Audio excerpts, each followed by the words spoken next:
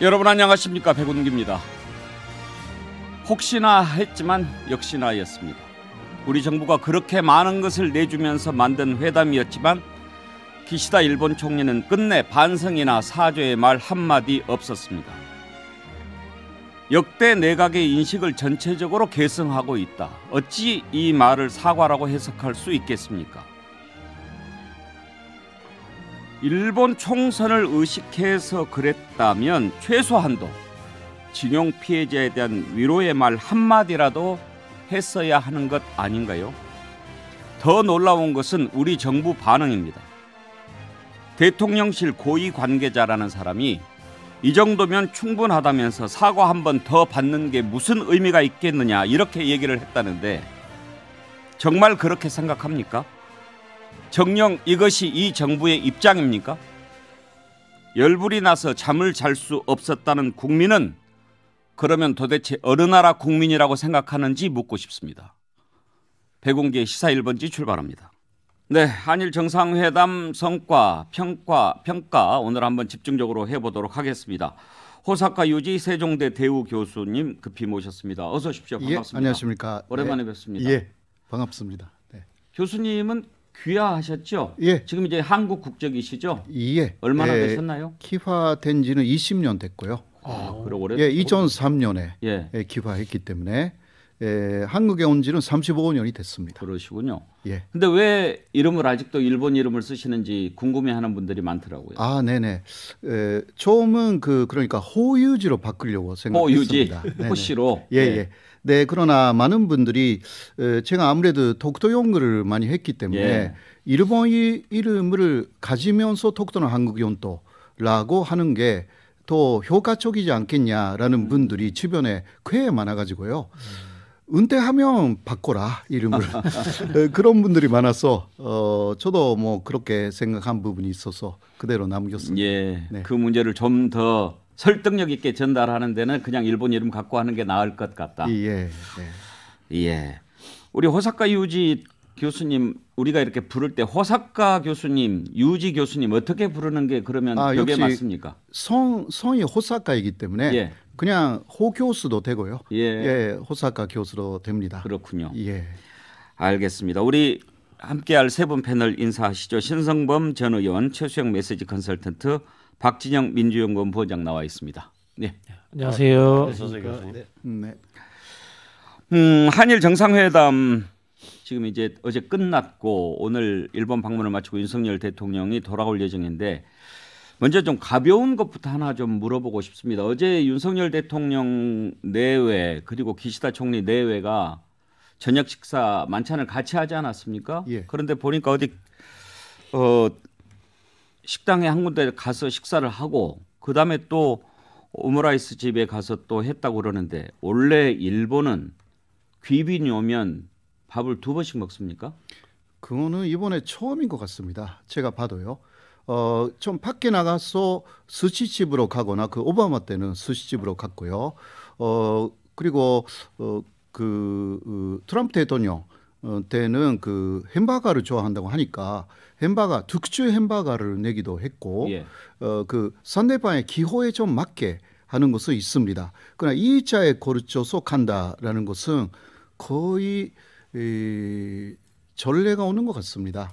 그러면 2번 가면 더 대접을 해주는 겁니까? 이번에는 뭐 제가 보기에는 그렇다기보다 두 번째가 1대1로 사실 그 천상끼리 만났지 않습니까?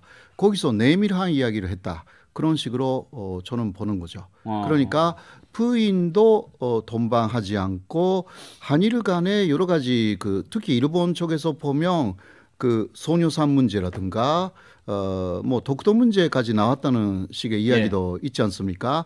또 초계기의 레이더 조사 문제라든가 일본이 또 궁금해하는 문제가 대단히 많습니다. 그 한국에서 불어라 일반적인 요구를 사실상 하고 싶었을 것입니다. 예. 그럴 때는 너무 또 그러한 이야기를 더 좀 새나가는데 말을 하면 한국 쪽에서 어마어마한 그 반발이 나올 것 같으니까 좀 1대1로 진짜 말할 수 있는 그런 기회를 그 2차에서 더 가졌다.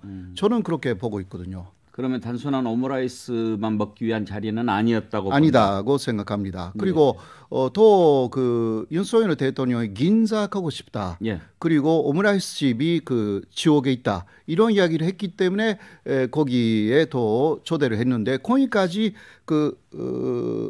외형적으로 볼 때는 산다한 대접을 했다. 그렇게 할 수가 있는데 그 산다한 대접을 일본이 할 때는 목적이 있습니다. 어떤 목적이 있다고 보십니까? 예, 그러니까 뭔가 더 얻어내는 것입니다. 뭘 더 줄 게 있다고 보십니까? 뭐 아까 제가 독도를 말씀드린 줘요? 그러니까 예를 들면 2015년 그 한일 위안부 합의를 했을 때 키시다 총리가 그때 외상으로 이쪽에 왔지 예. 않습니까? 그 이명 합의에는 서울에 그 일본 대사관 앞에 있는 소녀상을 제거한다라는 다른데 옮긴다라는 이명 합의가 있었다라는 것은 그 다음에 그 거기 그때 합의를 검증하면서 나온 내용이 좀 있습니다. 그러니까 먼저 세계적으로 또 늘어나는 그 소녀상에 대해서는 키시다 총리는 상당히 신경 많이 쓰고 있습니다. 예. 독일의 그 미테그에 있는 소녀상에 대해서도 독일의 숄츠 그 총리가 일본을 방문했을 때 제거해달라고 직접적으로 이야기하기도 했습니다.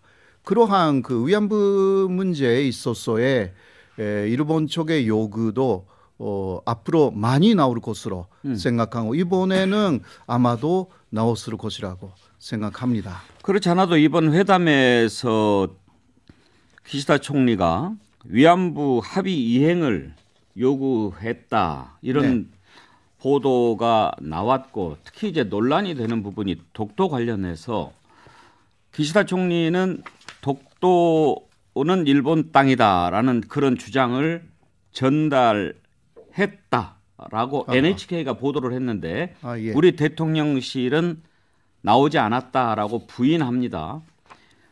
먼저 호사카 유지 교수께 일본에서 NHK 보도에 대한 신뢰는 어느 정도입니까? 상당한 신뢰하고 있죠. 예, NHK는 그 진영을 좀 그 넘어서 객관적인 보도를 한다. 그것으로 상당히 유명합니다. 그러니까 여러 그 정권이 바뀌어도 NHK는 그 객관적인 보도라는 스탠스가 많이 바뀌지 않는다. 그런 면에서 그러한 이야기가 나왔다라는 것은 어떤 근거가 있기 때문에 나왔다라고 할 수밖에 없습니다. 그러면 우리 대통령실에서는 안 나왔다고 하고 NHK는 그런 얘기가 있었다라고 보도를 했는데 어떻게 봐야 할까요? 그거는 역시 그 NHK 보도의 근거가 무엇인지 예. 그것을 알아봐야 할 것 같습니다. 만약에 우리가 상식적으로 생각해 볼 수 있다면 우리로서는 일본 언론보다는 우리나라 대통령실의 발표를 더 믿어야 하지 않겠습니까? 그렇다고 한다면 기시다 총리가 그런 말을 하지도 않아 놓고 나 이번에 그 독도 얘기했어라고 NHK 기자한테 흘렸다든지 뭐 이랬다고 봐야 되는 거 아니겠습니까? 우리가 만약에 대통령실 발표를 믿는다면. 뭐 기시다 총리가 아니더라도 그 기시다의 측근이 그런 이야기를 흘렸을 가능성도 전혀 없다라고 할 수는 없죠. 그러니까 그러한 그 실제적인 사실관계가 무엇이었는지를 좀 더 알아봐야 할 것 같습니다. 예. 네. 개인적으로 그 독도 얘기를 기시다 총리가 회담에서 꺼냈을 것 같습니까? 안 꺼냈을 것 같습니까? 그래서 그 아까도 말씀드렸지만 2차로 갔기 때문에 그런 자리에서는 그러니까 그 뭐 자유롭게 허심탄회하게 말을 하기 위해서 간다. 그 이야기 했기 때문에 일본 쪽에서 그 하고 싶은 말을 다 했을 가능성은 충분히 있는 것입니다. 일본의 입장으로서는 독도는 일본 영토다. 그런 말을 전달했을 가능성은 전혀 없다고 할 수 없습니다. 그리고 후쿠시마 오염수는 오염수 아니라 조리수이기 때문에 문제 없다. 그렇게 한국에서도 그 알아줬으면 좋겠다라든가 앞으로 그 조리수를 라고 일본에서 주장하고 있는 거 반려하는 거 아닙니까? 이러한 부분이라든가 다 여러 이야기 그리고 후쿠시마의 수산물도 이거 문제 없으니까 지금 금수를 하고 있는데 그러한 부분을 다 풀어달라 이런 예. 이야기도 다 나왔을 것이고요. 또 우기르기도 문제 오는 거 아니냐. 한국에서 우기르기에 대해서 이래라 저래라 하는 거 좀 그만뒀으면 좋겠다. 그래야만이 자위대하고 한국군의 그러한 그 건조가 가능한 거 아니냐 이런 이야기도 사실 우파 쪽에서는 다 나와 있었습니다. 그런 이야기를 기시다가 윤석열 대통령에게 다 줘야 한다라는 이야기가 나와 있었기 때문에 우파 자민당의 우파의 눈치를 봐야 되는 기시다로서는 그래도 한국 국민의 눈치도 봐야 되기 때문에 그러한 그 오므라이스 먹으면서 허심탄회하게 이야기를 했을 가능성도 충분히 있는 것입니다.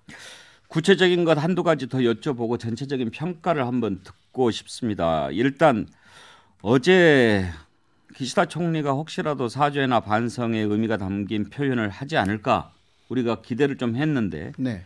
나온 내용은 일본 정부는 1998년 10월 발표된 이란 공동선언, 이게 이제 김대중 오부치 공동선언을 네. 얘기하는 거죠.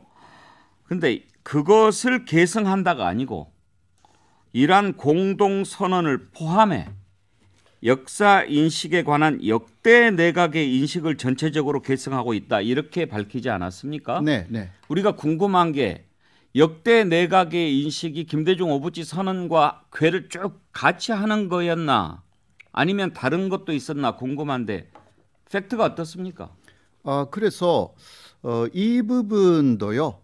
정확하게 말씀을 드리면 먼저 역대 내각의 공통 인식은 1965년에 청구권 협정에서 모두 끝났다라는 역사 인식이 그리고 법적인 인식이 있고요.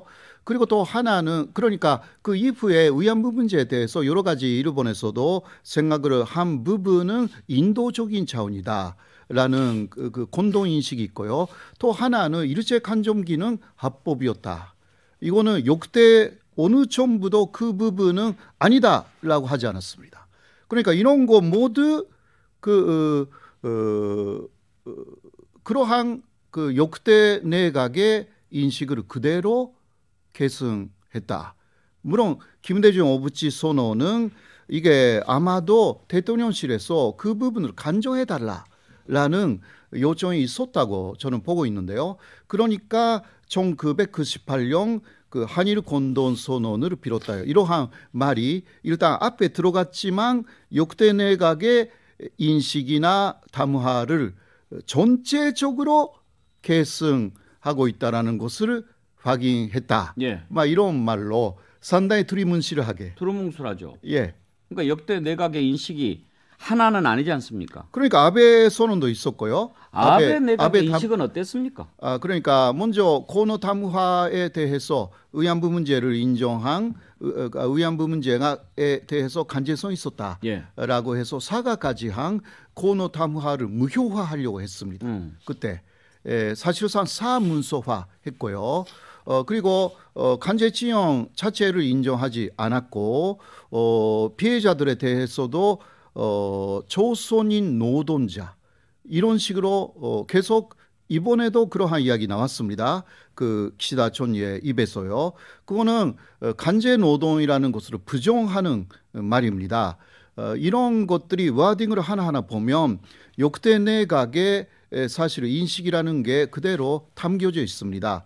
그 며칠 전에 그 뭐 다 보도가 되었습니다만은 하야시 외상이 일본 국회에서 한국인 노동자에 대해서 이것은 간제 노동이라고 할 수가 없다. 예. 이런 말을 했지 않습니까?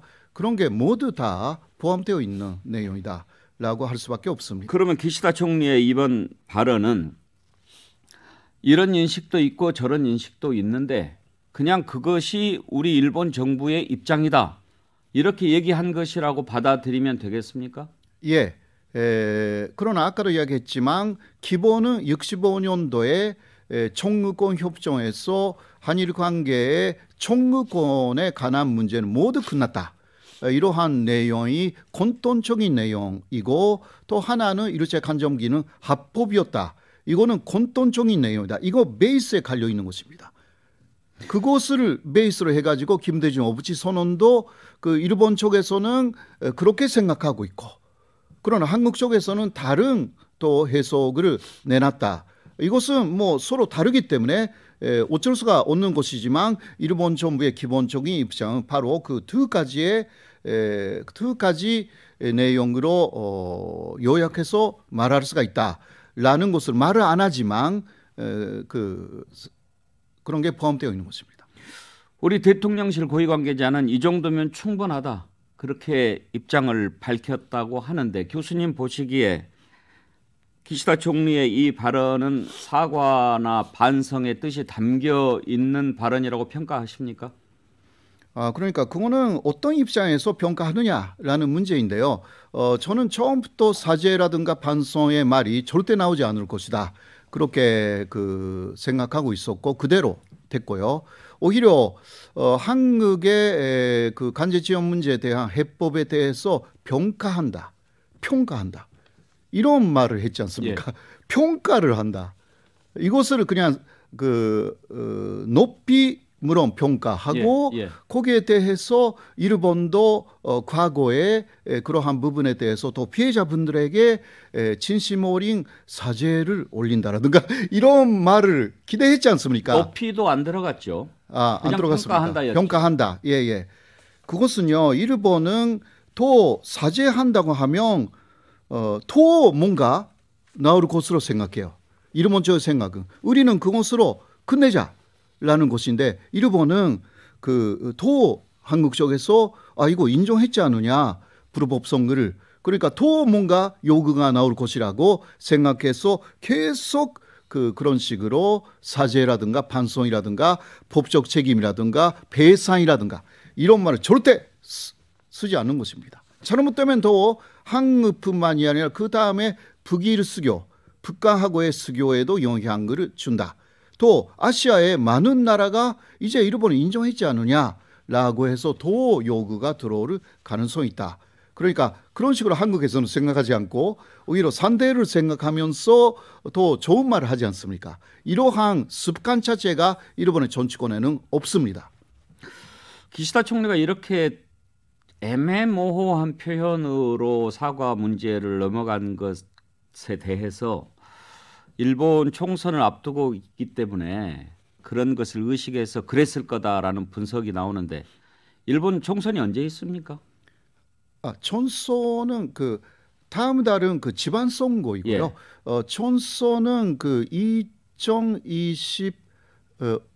전까지 없습니다. 그럼 다음 달 지방선거를 의식한 발언이다 이렇게 그렇게 볼 수는 없습니다. 물론 그런 면도 있기는 하지만 역대의 일본의 특히 요새는 아베 정권이 7년 8개월 있었고 그 다음에 스가 정권이 있었고요. 그러한 좀 상당히 극우적인 정권의 그 인식을 그대로 계승하면서 그게 또 아베 정권이 7년 8개월이나 있었기 때문에요.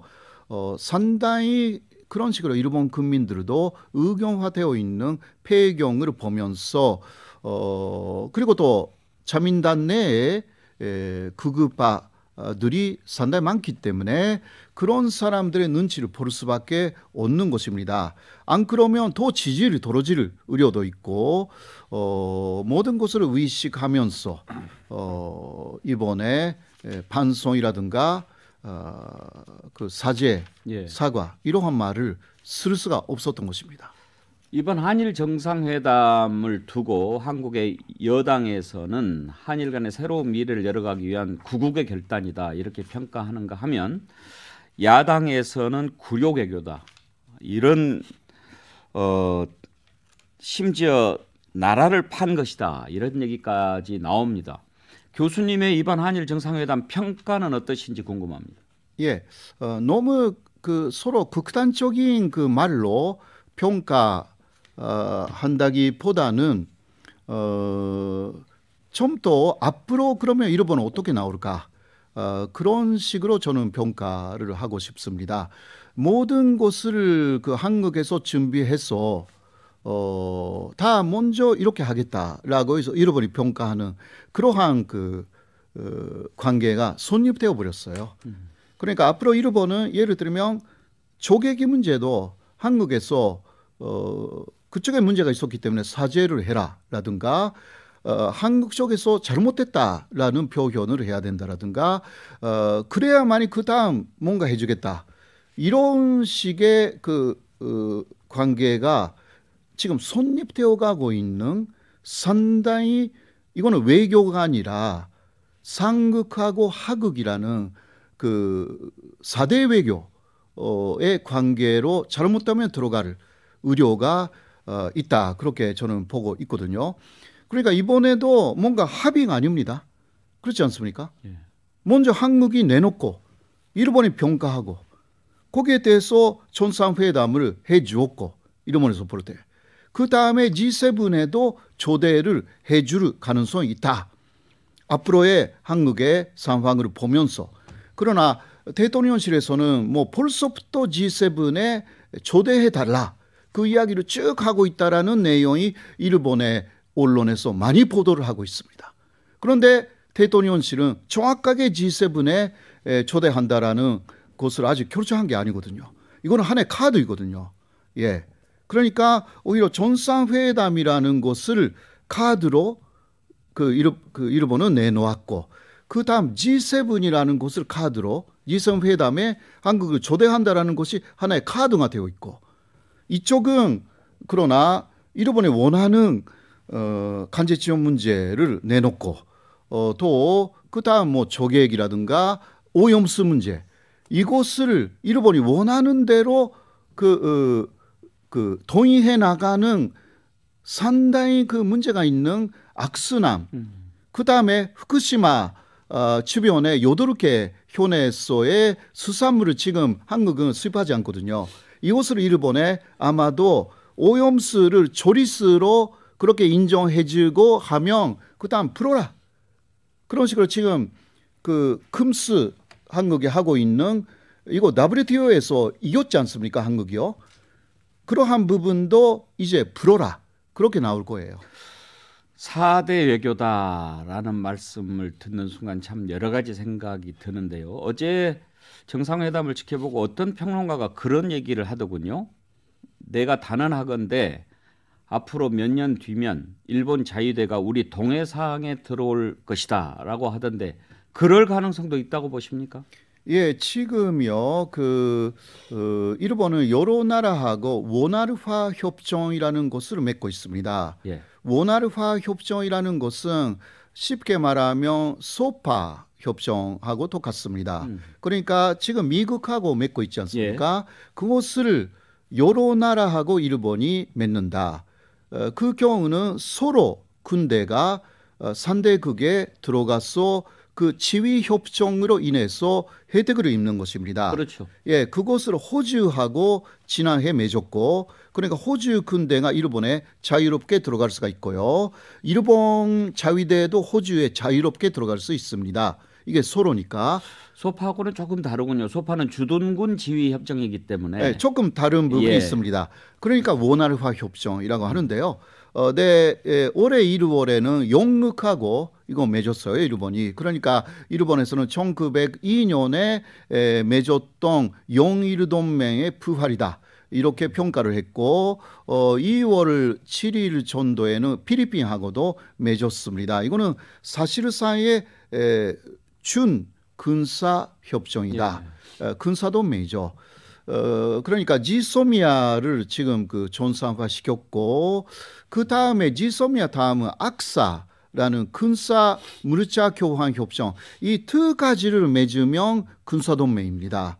이렇게 돼 있어요. 그러나 우리 한국 안에서는 그 지소미아 다음에 악사로 가는 데 대해서는 그거 맺는 것에 대해서는 상당한 그 아래지가 있습니다. 사실 그 이명박 때 예. 그것 때문에 문제가 됐으니까 그래서 좀 다른 이름으로 원활화 협정 이것은요 서로의 군대가 자유롭게 서로의 나라에 들어갈 수가 있고 또 무기도 자유롭게 반입시킬 수가 있어요. 그럼 한일 간의 원활화 협정이 맺어질 가능성도 있다고 보시는 겁니까? 네, 그거는 일본 쪽에서 아마도 원활화 협정 혹은 다른 이름으로 한국 국민들이 그러니까 먼저 원활화 협정이라고 하면 뭔가 원활화 되냐? 그런데 내용을 보면 예. 군사동맹이다. 예. 이런 식으로 올 가능성을 저는 보고 있는 거죠. 왜냐하면 그래야만이 또 미국이 원하는 한미일 그 삼각 군사동맹이 거의 완성 수준으로 가고 일본 자위대가 평화헌법으로 아직 한계가 있어요. 제한이 있습니다. 그러니까 다른 나라의 일본 자위대는 상륙하는데 아직은 여러 가지 제한이 있습니다. 그러니까 뭐 북한 문제도 있고 또 그 뭐 중국의 대만 침공 문제.